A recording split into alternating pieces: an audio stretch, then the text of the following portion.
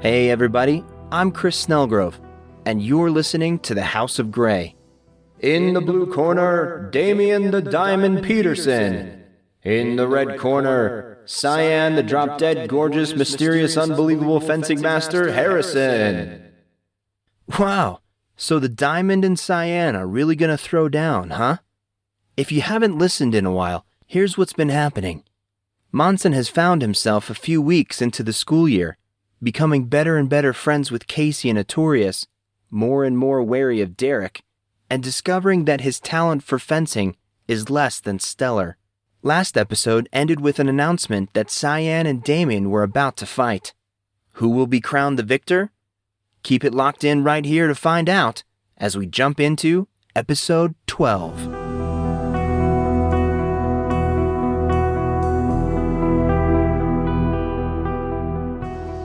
I think the whole school is here. Monson looked around as he, Casey, and Artorius followed Ignace. Most, if not all of the student body, rushed down the hall, away from the secondary gyms, and converged on the main pathway leading to the battlefield's main doors. The mob of students rushed through the double set of massive doors to the broad expanse of the main field. They hurried down dozens of stairs until they finally reached the guardrail separating the field from the spectators. As excited as he was, Monson could not help but again marvel at the main field chamber. The battlefield was not like most football stadiums. True, it had all those indispensable items that a massive football stadium should have, the things that people expected, like tiered seating, press boxes, lighted scoreboards, concession stands, VIP boxes near the field with private entrances for the rich and famous, and many other things one would expect to see. In these details, it was like any other shamefully expensive sports stadium. There was, however, one defining characteristic that skyrocketed the battlegrounds above, or below in this case, all other sports complexes. This stadium was completely underground. When someone entered the battlegrounds, they suddenly found themselves at the very top of the tiered seating, with the seats flowing downward in the traditional fashion. With the entrances of the dome structure being at ground level, this meant whoever built the complex had to dig one massive hole. Why the architect decided to design the field like this, Monson did not know. It seemed outrageous. In truth, he could not think of something less practical. Moving the dirt alone probably cost a fortune. Despite all this, the home field of the Corn University Legionnaires did have a certain beauty. He looked around at the mass of the oncoming students when a thought occurred to him. He looked at Casey. "Hey, how does everyone know about this fight? It seems unlikely that this is just word of mouth." Casey shrugged, and at the very same time, Ignace flipped open her phone, answering the question. The text message read, "Attention all, battlegrounds, Cyan and the Diamond, it's go time." Well, that explained it. Students continued to file down the long descending stairway and flowed over the field like cattle. The head of the pack stopped short as they all reached the center of the field. Monson smiled in anticipation. This must be where everything was going to go down. In the distance, he saw a group of upperclassmen. This new crowd of students stood in two distinct groups in the very middle of the field, right on the 50-yard line. They gathered on opposite ends of a large red wrestling mat that someone had moved there. Where the mat came from and why it was there, who knew? But it was there, and so people headed for it.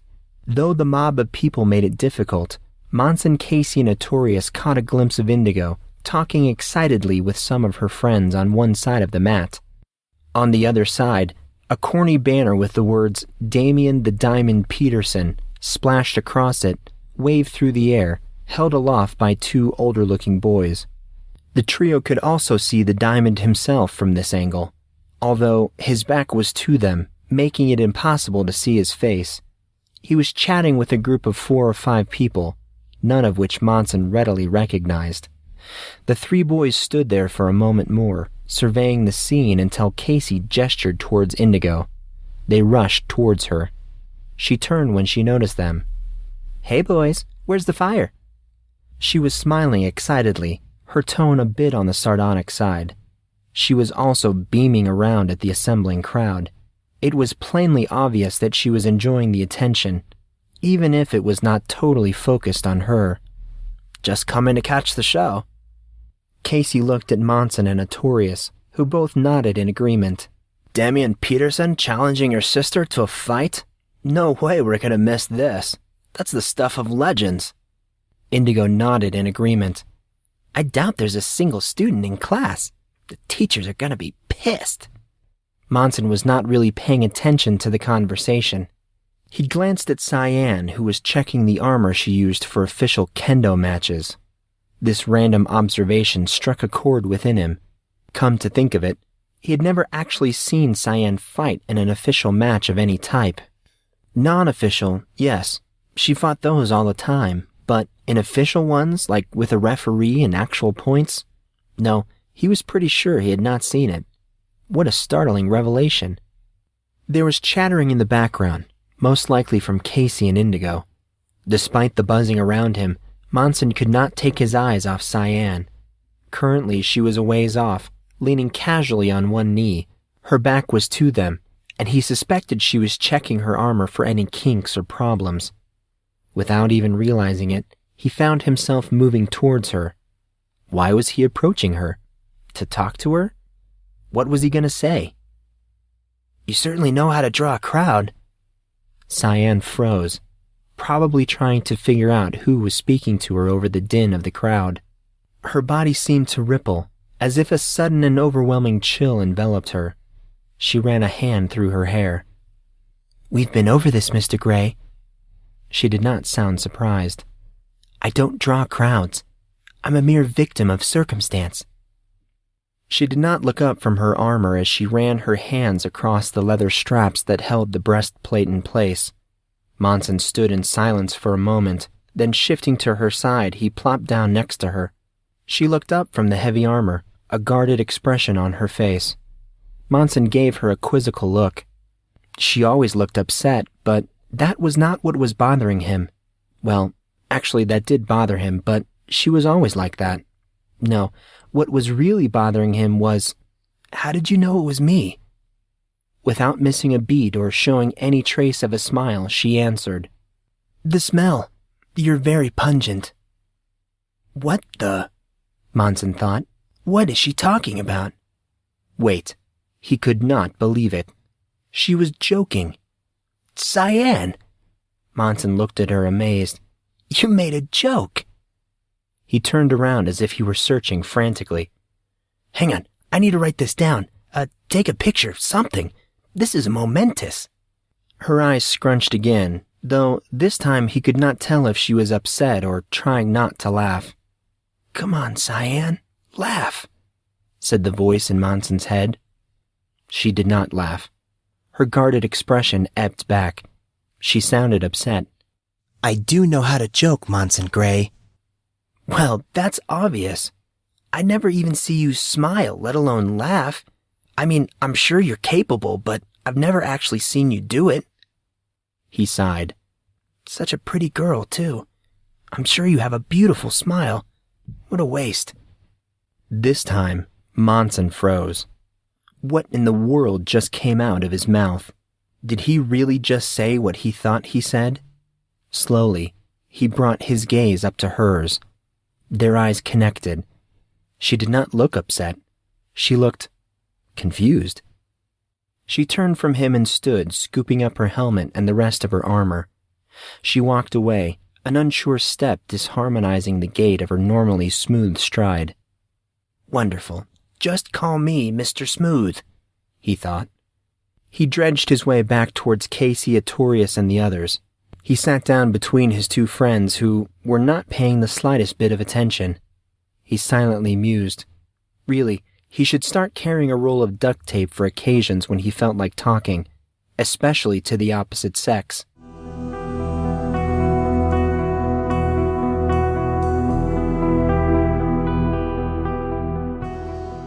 After another 15 minutes or so, he noticed others starting to become restless. Nothing was happening. Only the annoying chatter of unusually high-strung students echoed around the gathering. A pang of unfamiliar emotion coursed through Monson. It startled him. "No, not now," screamed the voice in his head. He looked at Artorius and Casey, who were still off in their respective worlds. "It's that feeling again, the dangerous one." He stopped. No, this was different.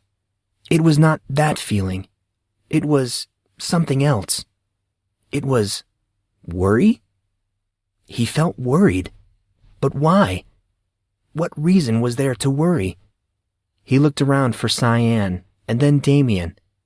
He found himself with the same set of people as before. It hit him. He was worried about Cyan. Damien Peterson, the diamond. He was a lot bigger than Cyan.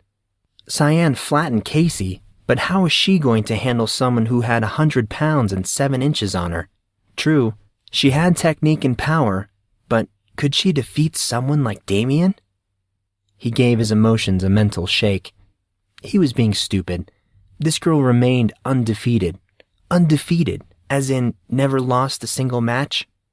Instead of worrying about the girl who can obviously take care of herself, maybe he should just pray that he never has to fight her. Yeah, he thought, that would be a much better use of my time. Monson turned his attention back to Cyan. Her armor in place, she was now strolling slowly towards the middle of the mat. Her pace looked confident, bearing no marks of the uneasiness that weighed her down moments ago. She walked with her short balkan at her side, bringing its weight up to rest on a shoulder only when she came to a halt. She waited. Tumultuous applause caught many off guard, as sound erupted with all the warning of a night raid siren. Finally visible, Damien Peterson walked towards Cyan, emerging from a large group of friends on his side of the mat.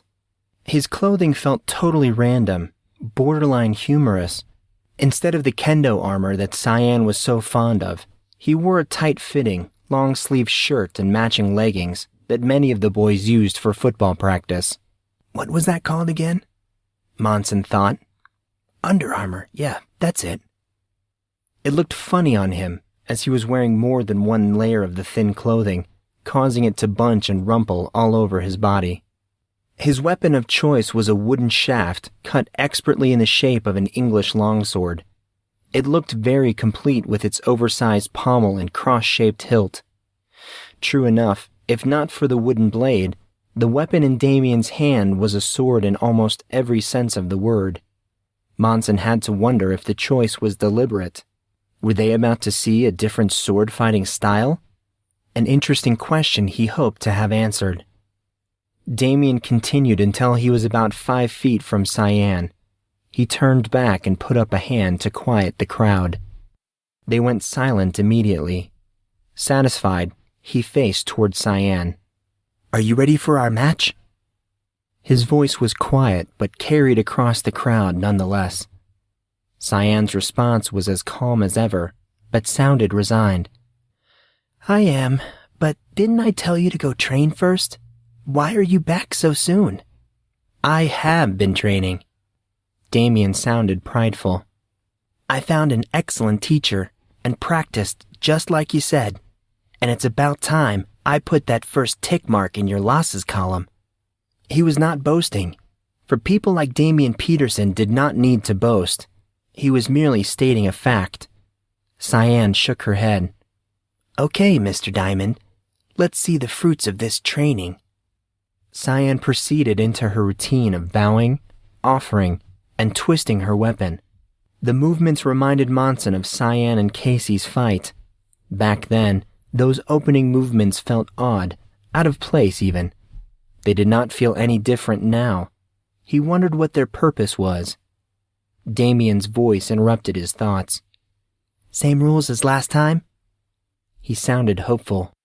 Cyan nodded. He beamed.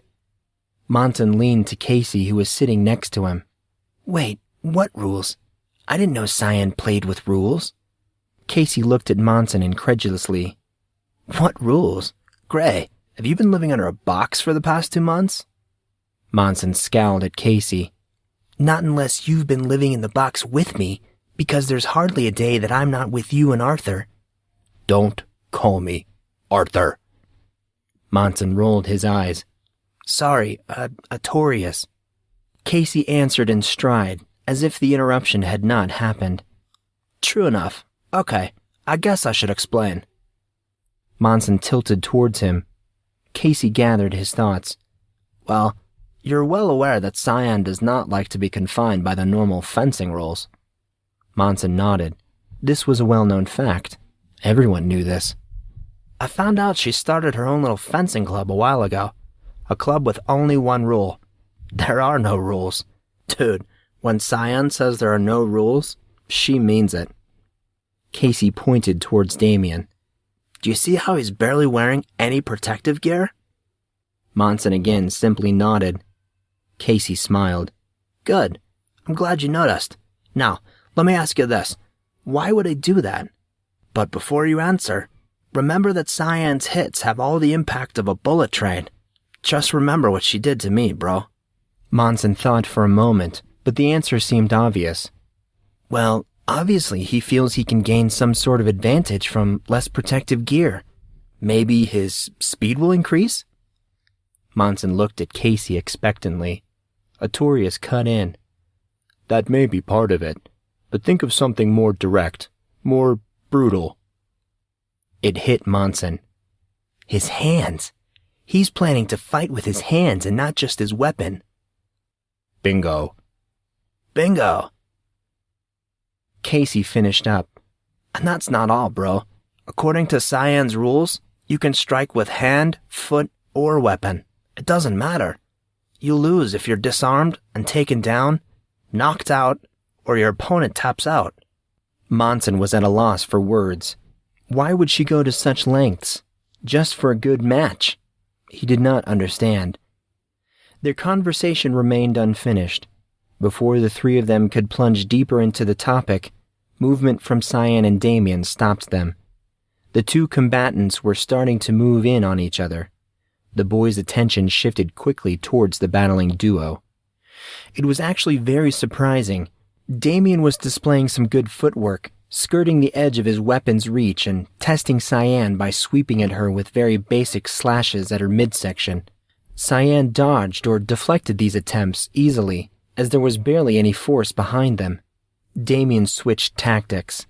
He volleyed a half a dozen attacks, each stronger than the last, augmenting his sword strikes with blows from both his hands and feet. Casey looked over at Monson smugly, with a "what did I tell you" sort of look. Damien paid the price, however, as every weaponless strike was struck down by Cyan's sword. Seeing that the alternating sword-hand technique was not working, he switched back to his previous strategy of furious sword strikes. On the last swing of the second of these barrages, something changed in the flow of the match. On this particular blow, Cyan deflected and took a step towards Damien, using a signature move, the flash forward. The flash forward was nothing more than speedy footwork. Its name came from the fact that the speed one used in the move seemed slightly superhuman. For a few microseconds, it was almost as if Cyan disappeared from view, then reappeared feet ahead of her starting point. Damien reposed, bringing his long sword down sharply before she could take more than a step, effectively cutting off the flash forward and creating a small opening in Cyan's flawless defenses. He could not take advantage of the opening, however, as Cyan retreated and reposed almost as quick as she moved forward. "Impressive. He actually anticipated the flash forward." Artorius and Monson were too entranced to answer. Damien postured himself, matching Cyan in an on-guard stance. They eyed each other for a moment more. Then, moving forward, Damien again attacked, this time with light, cleaving slashes. On the second volley of his strokes, it appeared as if Damien overextended his attack, creating a small opening in his defense. To their shocked amazement, Cyan did not capitalize on the opening. "Dude, that was stupid." Casey had apparently noticed Cyan's lost opportunity. "Not in the least." Monson squinted towards the combatants, then towards Casey. "Did you miss it?" Casey looked at Monson, confusion evident on his face. Monson heard Artorius laugh on his other side. Monson glared back at Casey. Was he joking? Playing dumb just to get a rise out of him? No, that was not it. He really did not know. Even if Casey missed it, Monson knew he was right. It was like something suddenly clicked into place. Speaking with confidence, Monson continued. He was fainting, Casey. Damien was just trying to goad her into ending it early. He leaned back on his elbows so that he could see both of his friends. Casey and Artorius scrutinized him. He stared back. Grey? Artorius looked particularly perplexed at his words. That's amazing. I was just thinking the exact same thing. Casey stared at the two of them, confused. I don't get it. How do you know he was fainting? It didn't look like he was fainting to me. Monson pointed toward Cyan. Cyan's a very technical fighter. She's totally clean in her defense, and while her offense isn't as strong, it's very hard to fight her in a one-on-one setting. Her greatest weapon is her patience and the fact that she doesn't make any mistakes. That's what she used against you, Casey. He glanced at the battle, in particular at Cyan, then turned his attention back to Casey, who just gawked at him. Offensively, you are much stronger than Cyan. If you faced a score of weaker, less technical opponents, you would probably have a much better chance at winning. Your style is designed to take people out quickly, thus lessening the chance of extended combat. Cyan, on the other hand, has a style that allows for extended combat with a single individual. That's exactly what happened to you. You got angry and impatient. He stopped talking. He tried to think back to that epic first encounter with Cyan Harrison. Casey and his powerful full-body blows that twisted and grinded against the grain of physical strength and mental endurance. His overhead strikes and furious slashes that rained down with precision, all aimed at the head, legs, and chest, each becoming increasingly violent and brutal. Monson could remember the tough offense, the attacks that left nothing but the blow itself, attacks that became overextended. Monson started back up. You overextended your attack, Casey. In doing so, you couldn't recover on the counter-strike.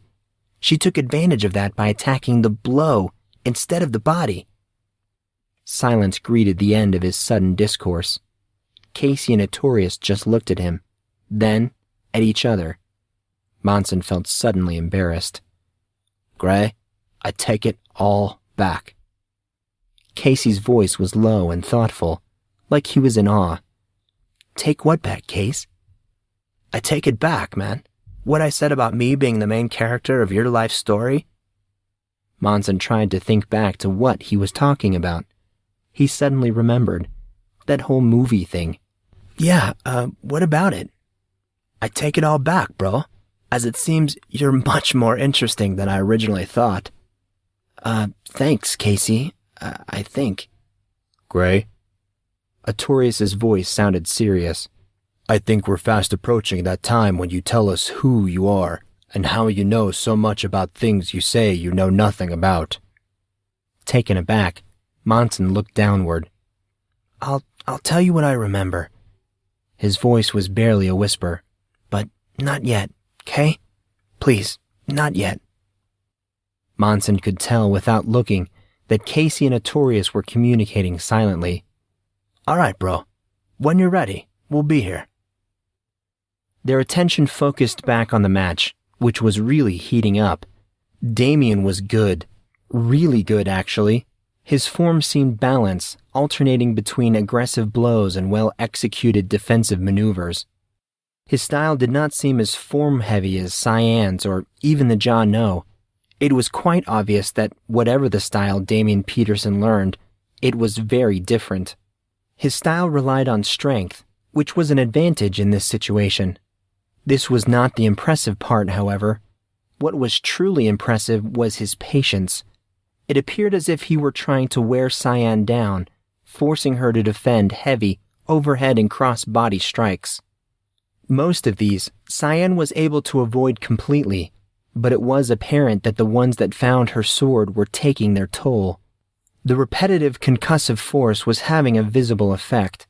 It was jarring her out of her position and making her reaction time dull slightly. This was not surprising, as she was, after all, a great deal smaller than Damien. Being so close, Monson and the others could hear pieces of the fighters' running conversation. "You've improved a great deal, Damien." She blocked alternating blows aimed at her head and limbs. "I told you I would." His voice sounded proud. He reposed as he spoke, centering himself. It was obvious that the constant onslaught was taking a toll on him as well. "You'd better not back out once I beat you." Cyan countered a move that looked very similar to the two-step. It was not quite the two-step. The footwork seemed off, and Damien was overextending his thrusts a bit, but it was very close. She deflected both thrusts of the modified two-step, using the same downward-pointing cross-body block that Casey and Artorius used on Monson earlier. After blocking the last thrust, she did not repose, but rather swept her blade up in a clockwise motion, knocking his blade away from his body. Everyone saw it. Damien was open, and for real this time. Cyan arced her small blade towards his head. She barely missed as he dropped back, panting. Cyan's voice came like a calming breeze. "If you beat me, Damien. If." Casey turned to Monson and Artorius. "Dude, did you guys catch that?" "Yeah, Cyan almost took the diamond's head off." "No, dude, not what she did. What he said." "Yeah, I heard." Monson looked solemnly at Casey. "Back out of what? I don't understand. What are they talking about?" Casey answered, a malicious grin beginning to creep across his face. "Bro, he wants to go out with her." Monson's jaw dropped. "You're kidding." "No way." Casey laughed. "No, seriously, think about it. Why else would he be fighting her?" Casey made a very good point. There was no other reason to fight Cyan, unless you were trying to hook up with her. It was true. It had to be. Damien Peterson was jonesing for Cyan Harrison. There was a moan from the crowd, then silence. The three boys swung their attention back towards the fray, just in time to see the mock longsword of the diamond soaring overhead and the tip of Cyan's blade come to rest on his throat. The two opponents stared at each other. Damien gave her a look of sordid emotion, like a mix of awe and admiration. "Well played, Cyan. You too, Damien." His gaze bored into her and seemed to intensify by the moment. "If I beat you."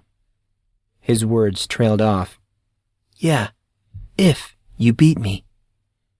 She removed her blade from his throat. Damien looked like he wanted to say something, but was unable to as she turned from him. Indigo called her name, beckoning her forward to a waiting group of girls. She started to move towards her sister. Damien watched her go, following her every step as she walked slowly away from him. These actions surprised Monson, as something about it screamed of familiarity. He paused in an attempt to center his thoughts. He realized something. This has happened before. This was not the first match between Cyan and Damien. Cyan's gaze fell upon Monson. He lifted his eyes to meet her. The timing. It was spooky, as if she was reading his mind or maybe his mood. He shifted as he looked at her, and she at him. It was making him very uncomfortable. "What's going through your head, Cyan?" he said to himself. "What is it you're thinking? Nerves? Confusion? The color gray. Very gray. Belief? Pain. So much pain." Casey's voice jarred Monson from his reverie. "Dude, is there anything that kid can't do?" His voice boomed as if it was coming from a megaphone. "I mean, football, basketball, baseball, and now street fencing?" Cyan and Monson's gaze broke as he looked towards Casey. Sorry, what was that, Case?" His eyes darted back to Cyan to get a sneaky double take. "I wasn't exactly paying attention." Artorius spoke up. It does seem rather amazing. He looked quizzically at Monson and Casey. But there's no way that was just natural talent. Someone taught him, just like Cyan. Someone gave him lessons. Someone with a ton of talent themselves. Hold up, fellas. Monson interjected before either could make any additional comments. What are you guys talking about? Dude, Damian Peterson's fencing ability. And who taught him? Oddly enough, it was Damian who answered their question. He was again standing amongst his groupies on his side of the mat, speaking to the very last person the three boys expected to see. I'm sorry, I did exactly as you showed me, but it appears that Cyan may have been holding back last time. Monson, Artorius, and Casey looked on in disbelief, all of them thinking the same thing. Nice to see everyone back for another episode of Collin Earl's The House of Grey. Can anyone best Cyan? I mean, when the diamond goes up against her and basically gets his pride handed to him on a silver platter. Ouch, that's gotta hurt. And what's up with Mr. Gat? When did he go medieval and gain mad fencing skills? Strange things are definitely afoot at Collin University. In this episode, Monson discovers that his life goes from somewhat out of the ordinary to downright unexplainable.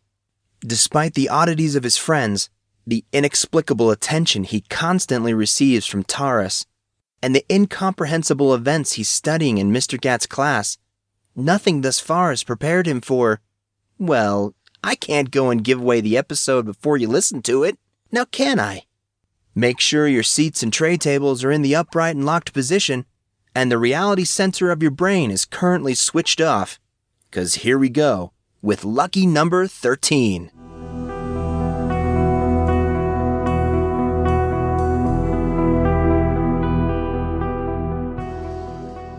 You've got to be kidding me. Mr. Gat taught Damian? The voice of Taurus Green exploded across the table. Monson and his friends nodded. She sat back, a look of total astonishment assaulting her features. It was dinner time, mere hours after the match between Cyan and Damian. An odd assortment of students was sitting at a table in an obscure corner of the GM's massive cafeteria. Furtive glances by upperclassmen abased them frequently, as Taurus Green, Indigo Harrison, and many of the upcoming freshman hotties sat chatting seriously with Monson, Casey, and Artorius. Monson looked around at the peculiar collection of girls. Most of them were desperately trying to avoid his eye. How did this happen? He thought. Dinner that evening began normal enough. Monson, Artorius, and Casey were discussing the match when Indigo and her friends overheard. Indigo switched tables right away, while the others, including Agnes Ikeko, looked reluctant to do so. Taurus made her appearance shortly thereafter. The fact that she was in the main cafeteria at all was odd. Even more out of context, she was actually eating with him and his friends. He used the word eating lightly as she was not actively consuming anything. Through the subsequent hurried conversation, he discovered that she and many of her upperclassmen friends were not actually present at the match, being some of the few who either did not receive the viral text message or just could not come. Whether this was the reason for Taurus's sudden excursion to the dining hall, he did not know and did not feel like asking her. The outcome of the big match produced many questions. The first and most intriguing had to be Mr. Gat. How does a history teacher understand the mechanics of medieval fencing techniques? Movie stuntmen learned that stuff, not high school students. Further, how would Damian know that Mr. Gat had this skill when it came as such a surprise to everyone else? And why go through all the trouble? Actually, they all knew the answer to this last question. Cyan. After all, she was absolutely gorgeous, with her black hair and icy blue eyes. It was much more than just her outward appearance, however. She expressed an inner power, an unflinching, unassuming strength that boasted absolute control. Absolute confidence. Absolute confidence, thought Monson. He thought back to their conversation, back on the mat right before the match. He recalled the unsettled glide of her walk, an unsure step, a wavering thought, discordance, a lot of discordance. Currently, Cyan sat 2 tables away, eating alone with earphones on and her face in a book. Monson studied her for a moment as she softly swayed to the music of her iPod.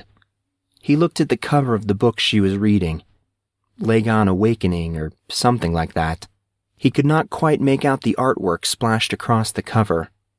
An impression popped in his mind as he stared at her. Impressions always seemed to surface when she was involved. This impression told him that maybe she was not as captivated by the book as she initially appeared. Who knew if this was actually true? He was always having weird feelings around her. Artorius continued telling Indigo and her friends about the discovery of Damien's instructor, while Monson continued to watch Cyan. There was a huffy silence to his left, but he looked on, despite Taurus's passive-aggressive objections. Unexpectedly, Cyan glanced his way, catching him staring at her. A confused expression, the same one he witnessed right before her match, stretched across her face. A loud voice rang out from his left. Hello, Grey." He shifted towards the voice. Indigo and her friends were staring at him. He scanned their faces. Did he miss something? Did you need something, Indigo?" She laughed. "Well, duh. I asked you a question like 10 minutes ago. Are you that entranced by my sister that you don't even know when someone's talking to you?" Monson looked at the girl incredulously. "Don't be dramatic. I was thinking about something else." "I bet you were." Giggling filled the air around the table. He glared at Indigo. "Funny, real funny." "I thought so." "Did you need something, Indigo, or do you just like to annoy me?" She cocked her head as she gazed at him, all while playing with a strand of her mousy-brown hair. "Yes." Her tone sounded playful. "Yes?" His tone reflected his weariness of this game. "Yes, what?" "Yes, I need something, and yes, I love to annoy you."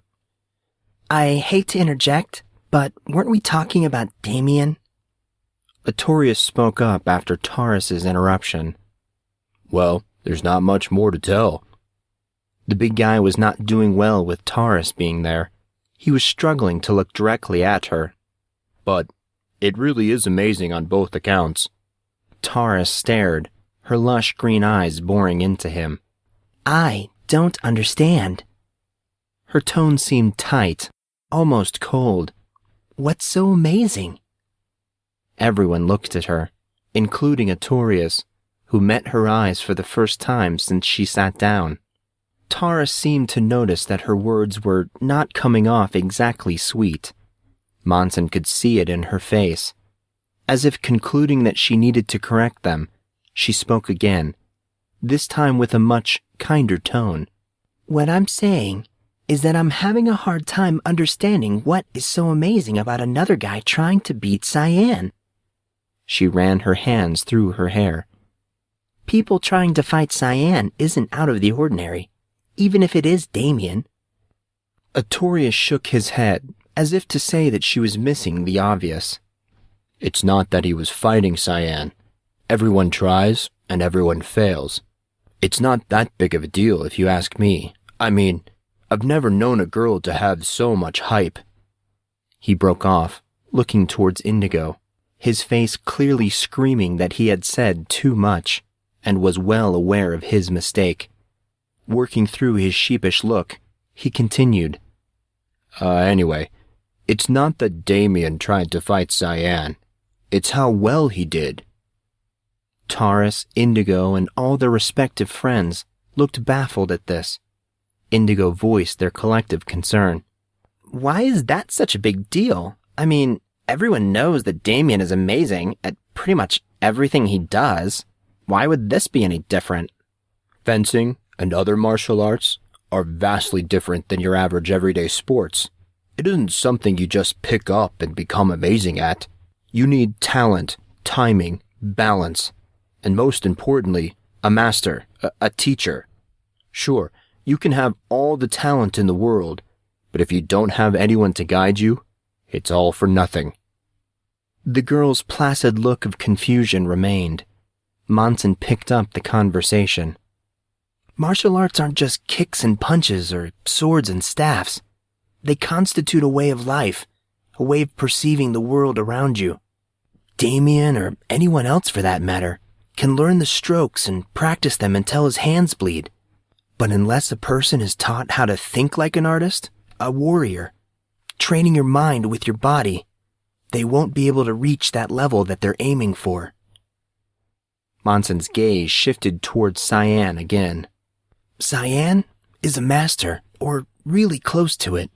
That wooden sword of hers echoes her heart's strength and conviction. To be able to match her level, even for the briefest of moments, says that in some way, Damien's heart and conviction are like Cyan's." He stopped talking. Not that it mattered. He was not all that aware of what he was saying anyway. Artorius took over as Monson's words started to fade out. His voice sounded unsure, shocked, as if he was having a hard time understanding what was happening. Right. Well, in short, what Grey is trying to say is that Damien must have put in an enormous amount of work, researching a style and creating a game plan to counter Cyan's strengths. He had to have found a teacher to help him, as no one learns that fast without one. And finally, he must have put in countless hours of practice to be able to keep pace with her as long as he did. That's why it's so amazing." A permeating silence followed as the words found their mark. Taurus's eyes went wide. She looked ruffled, something that Monson, until now, considered impossible. Her friends whispered behind hands as a feeling of awe settled over the table. The feeling was distinct and collective, as if everyone there was sharing it. Collectively, all of them rolled the thought of Damien doing all that just for a date with Cyan around in their heads. Now that was persistence. "Hey, Hero? I mean, Monson?" The unfamiliar voice startled Monson. He turned, looking down the length of the table. Ignace Ikeka was peering at him intently, though her stare felt passive, glazed, almost numb. The rest of the group stared at her. He returned her look with one of his own, unsure of what to expect. She spoke again. "Can I ask you a question?" Her gaze did not falter, and again her tone felt hollow. He did not answer but put out a hand as if to prompt her to continue. She nodded, acknowledging his gesture. "I was just wondering." Her voice was quiet but with a hint of eagerness. "How do you know so much about, well," she struggled to find the word, "everything? Are you a martial artist? How about your knowledge of history? Nobody normal knows that much about history. My father and I, we were present when you won your scholarship. How did you win a competition that is well known to be rigged?" Monson's jaw dropped. Talk about loaded questions. He did not even know where to begin. Inside him, he did not know where the words and explanations were coming from. He just knew. The words bubbled up like a programmed computer. But he could not say that, not to all these people. What did she mean, rigged? The Hornbeer competition was rigged? Then how did he win? How did he make it into this school? He did not know the answers to those questions any better than she did. What was he supposed to say? He remained silent for a long time. The table was quiet, way too quiet. It felt as if the noise from the rest of the students having dinner around them was hushed, just outside their circle, like an invisible sound barrier was impeding it. "I can't answer your question, Ignace, even if I wanted to." He stopped, trying to find the proper words. To his relief, an interruption saved him the effort. "Hello? What's with all the serious talk?" Indigo butted into the conversation. Why would you want to know about boring old Monson anyway, especially when you could talk about someone like me? Laughter broke out among the girls. Monson joined in, even if he did not think it was that funny. Relief streamed through him. He looked toward Indigo. Their eyes met. He was starting to finally realize why Artorius found her so attractive. He was not out of the woods yet, however. Ignace seemed to be trying to say something. As she tried to speak over the noise, Monson noticed something. Casey. In all the excitement, he hardly registered the absence of Casey's distinct laughter. He turned to where Casey was sitting. Casey, however, was not paying any attention, but poring over a notebook, writing madly. Casey, what are you doing? Casey put up a single finger in his direction, not saying a word to him. Casey finished his scribbling with a flourish of his pen. Then, he finally looked up at Monson. It's finished! Casey closed the 3-ring yellow notebook, obviously relishing in the undivided attention. Monson looked at the notebook. Rather unremarkable, there was nothing on it that distinguished it from any other notebook a student might be carrying. He turned his head towards Artorius as he spoke. Finished? Finished what? Casey beamed around at the crowd of people at their table as they started to notice his and Monson's conversation. Yet Casey still did not offer any explanation. Artorius shook his head, a heavy look on his face. His story. Artorius looked up at Monson. He switched his attention to Casey. You actually finished it? Casey's smile grew more pronounced. You bet. Grey was the inspiration I needed. Hello? A voice cut across their conversation. The 3 boys turned their attention again to Indigo. She looked huffy and slightly red-faced. Do you realize that you guys have now been ignoring some of the hottest girls in school for the better part of 5 minutes? Casey gasped in a way that was almost certainly not genuine. Pshaw, I'm so sorry. I'll make sure I pay better attention to Cyan from now on. Indigo's face flushed more red. Monson jumped in before she could start anything. What story, Casey? Casey repositioned his body, turning towards Monson. Indigo continued to appear upset, though her friends looked like they were about to laugh. This is my screenplay, bro. Casey gave him a proud nod of his head. Screenplay? Monson peered more intently at the notebook in front of Casey. I didn't know you were writing a screenplay. What's it about? Splat! Monson winced as mud-like goo oozed down his face. He heard laughter and jeering. He dragged his hand across his face, clearing the viscous substance from his eyes. He smelled it. Pudding? He looked around at the shocked crowd. Who threw that? Said Artorius in a booming voice. The girls at the table recoiled as he stood up. Not again, thought Monson. This is really starting to get old. He glanced towards the middle of the cafeteria, looking for that one individual. He saw him, laughing with a group of his friends. Monson's eyes became slits as he felt his heartbeat a little faster. Derek. That guy is really starting to get on my nerves. Even through the pudding, Monson looked irritated. Casey stared at him. Dude, why don't I just beat him down and be done with it? Yeah, Case, that'd be wise. Artorius cut in before Monson could say anything. Why don't you go and beat the snot out of the dean's son? You'd get kicked out of here so fast, it'd make your head spin. Casey shrugged. Dude, it might be worth it. Monson turned towards Taurus, but spoke to the girls as a whole. Look, we better go, unless all of you want to get caught in the crossfire. Muttering broke out among the various girls, though he could tell they were more anxious for him to leave than upset by the prospect of a food fight. He glanced at Taurus. She seemed unsettled, and even a little upset, but she nodded her head in acknowledgement as she met his gaze. Monson, Casey, and Artorius stood up and started towards the main doors of the cafeteria. "Dude, we better get out of here fast." Casey quickly glanced over his shoulder towards the middle of the room. "I don't know when this thing's gonna escalate." "Yeah, let's get a move on." The pudding was starting to get sticky on Monson's face. "I want to wash this stuff off." A commotion behind them drew their attention. They turned around and saw many students laughing, including Taurus and her friends. Pudding, and lots of it, covered Derek. He stood in the middle of his friends, wiping globs of the thick brown dessert from his head and chest.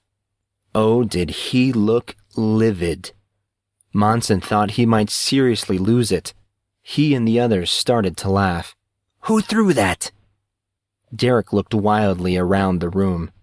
No one answered. The tables of students were either laughing or trying not to laugh as they looked away from Derek's gaze. Derek's eyes found Monson.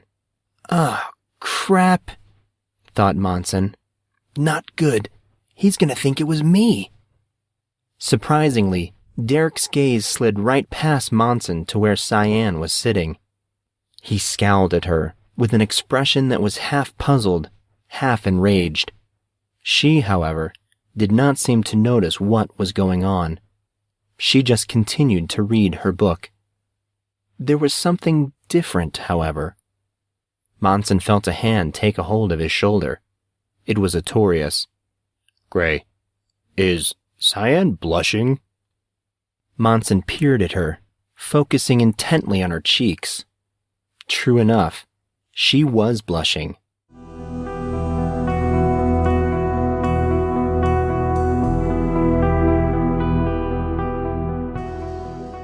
"You don't really think that Cyan was the one that threw that, do you?" The three of them were walking along the path leading back to the dormitories, now chatting loudly about the events that had just transpired. Artorius was in a state of shock, and was having a hard time believing that Cyan could have or would have thrown a bowl of pudding at Derek Dayton. "There's just no way she'd do that." He looked wildly at Monson and Casey. "There's just no—" Casey interrupted him. "Okay, time out, Arthur." Monson waited for the classic response. It did not come. Wow, Monson thought. Artorius is really frazzled. Casey continued his thought. "Why are you getting so worked up? I mean, even if Cyan did throw that pudding at Derek, which, by the way, totally hilarious, why would you care?" Artorius looked embarrassed for some reason. "It's just that He paused. "You see, Indigo said that—" Monson put up a hand. "Hold on, Arthur." There were too many people around. Dinner was just ending, and the students had completely infested the main pathway between the barracks and the GM, ready to make use of their free time. Monson wanted to know what Artorius was on about, but it had to be done in a setting that was a little more private. Way too many people were around. Predictably, the walk back from the GM to the barracks was agonizing. Artorius was obviously unsettled by whatever information Indigo confided in him. Despite their eagerness, Monson and Casey wanted to wait until they were at the barracks to discuss anything further. When they reached their destination, a commotion grabbed their attention as a shrill voice cut through the crowd's chatter like a blowtorch. "You'd better get out of my face." A massive, bear-like boy stood in the middle of a group of smaller boys who were yelling at him. "Are those guys insane?" Casey shook his head. "Dude, you'd be surprised."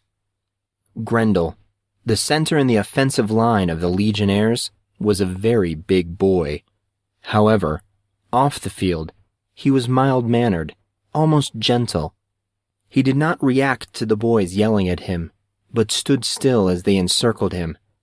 Monson nodded towards the crowd of people. Casey and Artorius gestured their approval, and the three of them moved towards the fray. "What goes on between me and my girlfriend is none of your concern." A tall, pasty boy with dull brown hair was up in Grendel's face. He had a sneer ground in his expression, but was still apprehensive, judging from the boy's movements. It was plain he did not want to upset the big center. "You don't have any right to interfere." Grendel remained silent, examining the boy with a blank stare. He did not seem upset, but he did not appear happy either. He was just there. The rigid appearance was a bit unnerving. The boys that circled Grendel appeared to notice this behavior, as they also seemed apprehensive, undoubtedly caused by the giant's lack of speech. Now that they were closer and could see a bit better, Monson noticed that the ringleader of the band of students had a bruise on his left cheek. It looked swollen, puffy, and probably quite painful. Monson wondered how he had sustained such an injury. A small group of bustling girls, just beyond the screaming boys in Grendel's hulking frame, caught Monson's attention. The girls hovered around a single figure. She too seemed to be nursing a bruised cheek. Crying softly, the girl's tears flowed down her face as a red flush dulled the black and blue skin. It was plain to see that she was embarrassed, for whatever reason, by the current proceedings.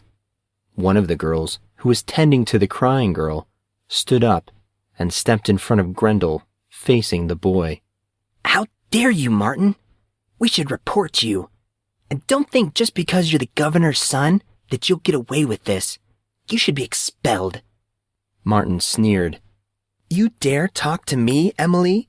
You're just a lowly scholarship student. You're here because of people like me and our generosity. And you presume to act with such audacity? You and your kind need to know your place." Emily laughed, but her face burned red, reflecting a single ounce of truthfulness that occupied Martin's words. She was not done, however.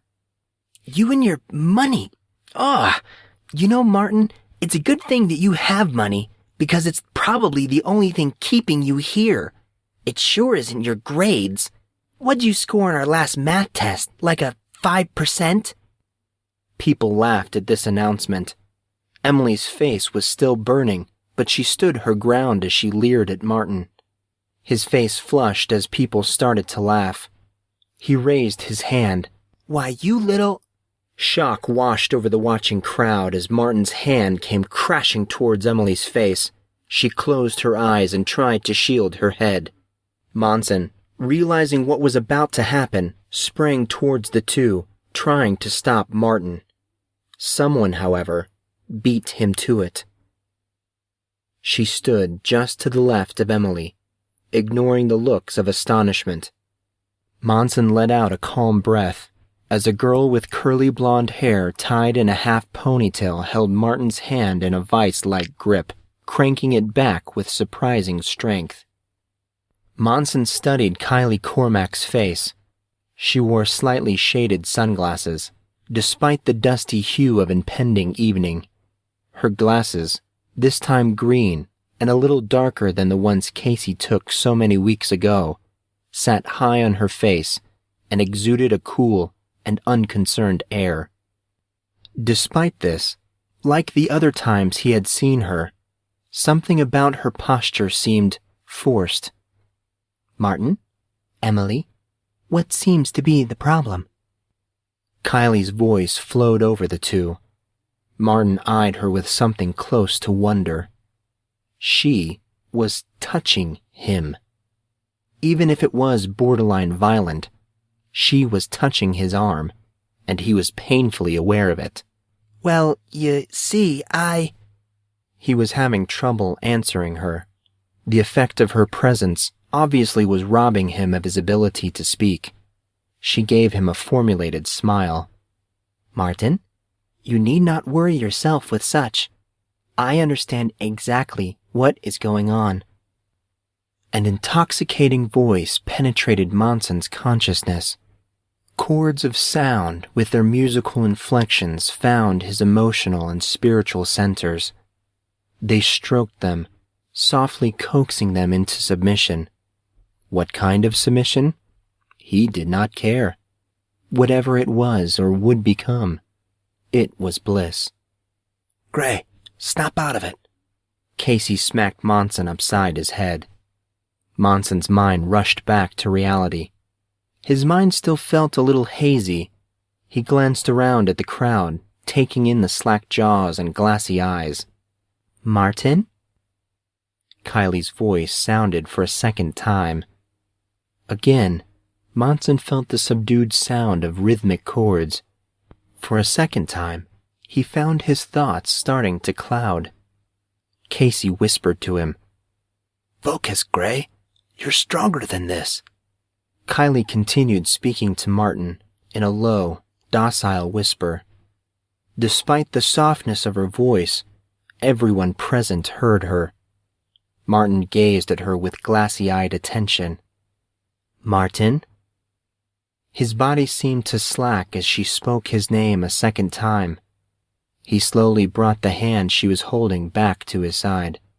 She let go of it and spoke for a third time. "Martin." He turned the rest of his body away from Emily, who seemed oblivious to the current happenings. Kylie spoke again. "You and Elizabeth are no longer together. You will not talk to her again, and you will never strike her or any other girl. Ever.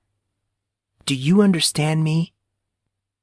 Martin nodded his head. "Answer me, Martin." His voice sounded slurred, but he spoke with conviction. "Yes." "Then you may go." She turned to everyone watching. "You all may go." She clapped her hands together. "I don't want to ever see you again, Elizabeth." Martin's words were forceful, absent of the previous, dreamy quality he spoke to Kylie with. Elizabeth did not look up as tears started rolling down her cheeks. He turned on his heel and walked away. Elizabeth looked up as he left. Kylie bent down and started talking to her. Elizabeth seemed unaware of her presence. With nothing left to watch, the spectators, including the massive Grendel, moved away slowly. Grendel seemed reluctant. He stared down with concern at the crying girl. Monson, Casey, and Artorius moved with the crowd. When they were out of earshot, Monson barraged Casey with questions. "Okay, what was that?" He gestured wildly with his hand, stepping in front of Casey as he did so. He was not sure whether to be impressed or disturbed.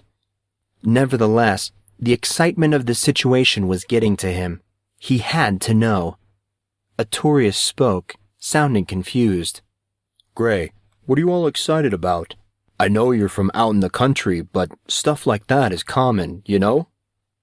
It was Monson's turn to be baffled. "Arthur?" Artorius shot a quick glance in his direction. "Sorry, Artorius, do you really not know what I'm talking about?" "Of course I do. Kylie just broke up that Jerry Springer scene back there, and I'm just telling you, it's not all that uncommon. Couples fight publicly all the time. You should get used to it." Monson looked from Artorius to Casey, neither of them saying anything. No, there was something going on here. "Casey?" Monson repeated the name with a certain degree of pleading. Casey shook his head. Casey did know something, but either he could not or would not give it up. "Fine." Monson came to a decision. "I'll go and talk to her myself." He turned around and started to walk back towards the front side of the building. Casey ran after him. Wait, hold up, Gray." Casey grabbed his arm to stop him. "Dude, you can't do that." Monson yanked his arm out of Casey's grip. "Why can't I? If you're not going to tell me what's going on, I might as well get it from the source." Casey did not seem to have an answer for that one. Monson turned and again was off. Casey and Artorius caught up to him in a hurry. "Seriously, Gray?" He tried to jump in front of Monson's path, but could not. as Monson moved just a little too quickly for him. Surprised at Monson's sudden agility, Casey shuffled to his side as he moved along. Dude, can't you just drop it? Why do you want to know so badly anyway? Monson answered, not breaking his stride. Why wouldn't I want to know? Kylie basically just brain scrambled half the student body, and you play it off like it's nothing. Now, don't get me wrong, I'm not one to judge, but I at least have to ask. It'll drive me nuts if I don't. Gray, come on, Monson anticipated his objection. Listen, Case, I understand that you have some things you aren't ready to talk about. I know that. Artorius, he has things too. I'm just as guilty. There are things that I haven't even considered bringing up, let alone actually discussing them. I have loads that I should have told you, things that you need to know, but I'm not ready. I assume it's something similar with you. Putting all that aside, what just happened is flat out weird, surreal, amazingly magical, and every other crazy adjective that I can't think of right now. I already have enough mysterious and unexplainable things keeping me up at night. I don't need anything else. I'm going to talk to Kylie. You don't have to come. That's not it, bro. It's not something I'm hiding from you. It's something I don't want to get into with her. What do you mean? Why don't you want to get into it with her? A noise interrupted their conversation. Casey, Artorius, and Monson stopped. They all listened as a voice, no, not a voice, more like a whisper, interrupted them. Yeah, that was a bad idea. The whisper sounded weak and breathy, as if the person had just run a marathon. The boys ducked reflexively behind one of the bush walls surrounding the barracks. Hey, why are we hiding? I don't know. Casey shrugged. I was just following you, bro. Monson stood up slightly and leaned over the edge of the bush wall. On a grassy spot on the other side of the wall, he saw a curly blonde girl with a disheveled half ponytail. Casey's childhood friend sat in a heap on the ground, breathing heavily, the contents of her book bag strewn across the grassy knoll. An indiscernible expression played across a tight-lipped scowl, as if she was in pain but did not quite understand how to deal with it. She rolled, landing on her back, and reached for her bag. Artorius's voice sounded from behind Monson. Who is it, Gray? It's Kylie, and she looks like she's about to pass out. He moved away from the corner wall. Check it out. Casey and Artorius moved into the vacated spot, peering around the corner. What's wrong with her? Monson did not know the answer to this question, but he had an inkling that Casey might. Well, Casey? Casey looked at Monson. What's wrong with her? Casey took a deep breath, concern starting to dominate his features.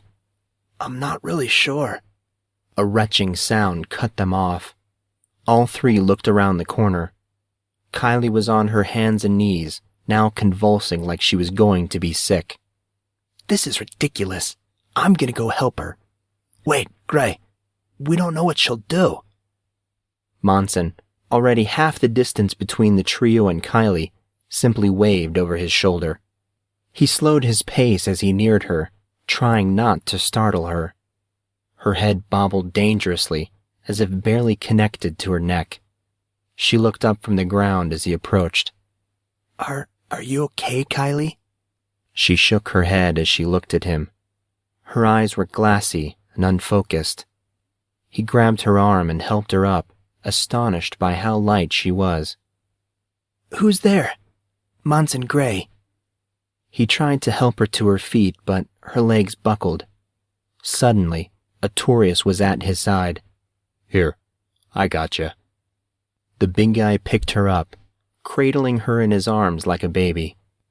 Arthur?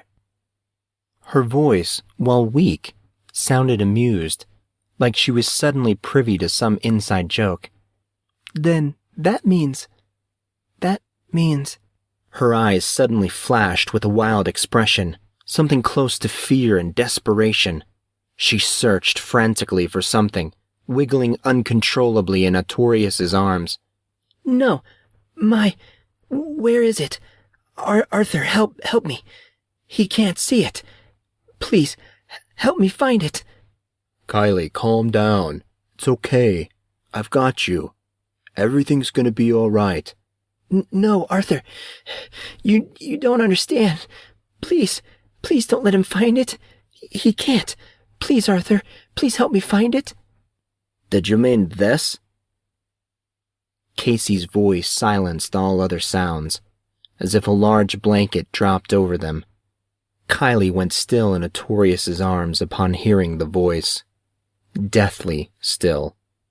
She looked towards the direction of Casey's voice, eyes still glazed and unfocused. No, Cassius, don't, she pleaded in a whisper. Casey opened the small black leather planner he held in his hands. From the storm clouds brewing on his face, it was obvious. He did not like what he saw.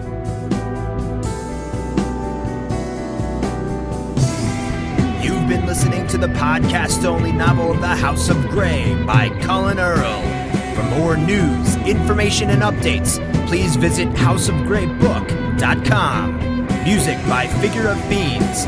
Visit the band at myspace.com/Figure of Fiends. Cover art for The House of Grey provided by James Thane. More information at thayn.net.